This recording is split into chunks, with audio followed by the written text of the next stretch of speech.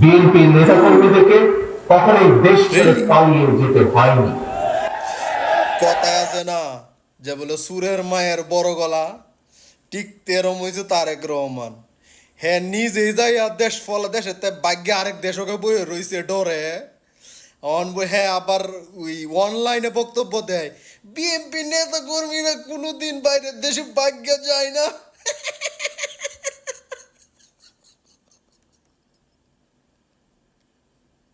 অথচ হ্যাঁ নিজে একটা বলা তো হ্যাঁ নিজে দেশের তে ভাগ্যে গেছে গা।